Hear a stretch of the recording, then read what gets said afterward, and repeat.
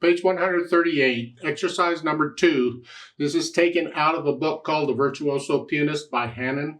This is a book filled all kinds of these things. I have it. I like to do it occasionally. If you like to wiggle your fingers, great. It's a bunch of sequences. You go up the keyboard, you come back down in patterns, different kinds of patterns. And it's rhythm-wise no big deal. It's like 16th notes everywhere. But the point is, they could be quarter notes. It doesn't matter on this case because you're not after the rhythm. You're after the wiggle in the fingers. Technique. You're starting here, and I'll just take both hands because both hands are playing the same note names. You're starting down here, and here, skip one, here. You always are sixth apart because you're climbing up or climbing down, so it's here.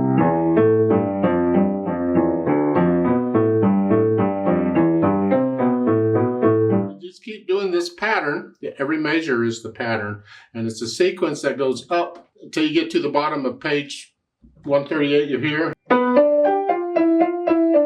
139. It's the same pattern upside down. It's reversed. Here, 5, 3, 1.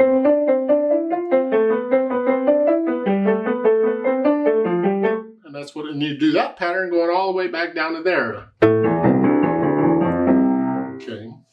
They have you repeating it. I don't recall any repeat signs in the book, but generally it will go up higher. This only goes to here. I think the actual thing goes up to here. It'll go up a little higher. I don't remember. It's been a while since I looked at the book. But if you like to wiggle your fingers and you want something more than just scales and arpeggios, then the Hannon Virtuoso Pianist is fine. The only thing I would recommend as far as the book goes is don't use the metronome markings in the book.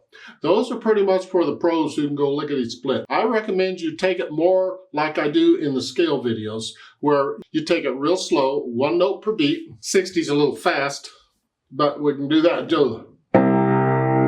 You accent every note, drop the wrist on the accent.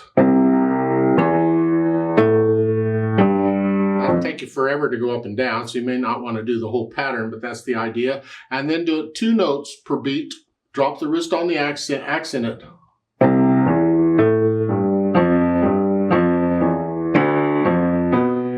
So it'll take forever to go up and down again. And then do 3 notes per beat, drop the wrist, accent, and all the whole bit. And this will be a little bit different because it doesn't come out even. You got to go like 3 measures at a time before it comes around, but keep track of your 3 notes per beat.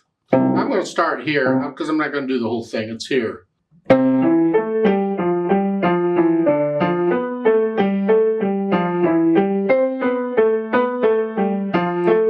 it took me 3 measures before I got a beat on beat 1 again. Accent on beat 1, but that's 3 notes per beat. The idea is to be able to accent on any finger at any time. And then of course 4 notes per beat.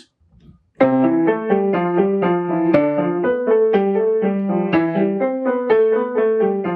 if eventually, someday in my dreams, you do the whole measure in a beat, because that's really what they wanted.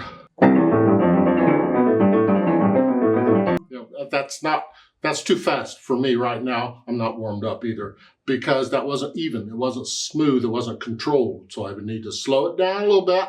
And 60 really is a little fast. Even 4 notes per beat is a little fast.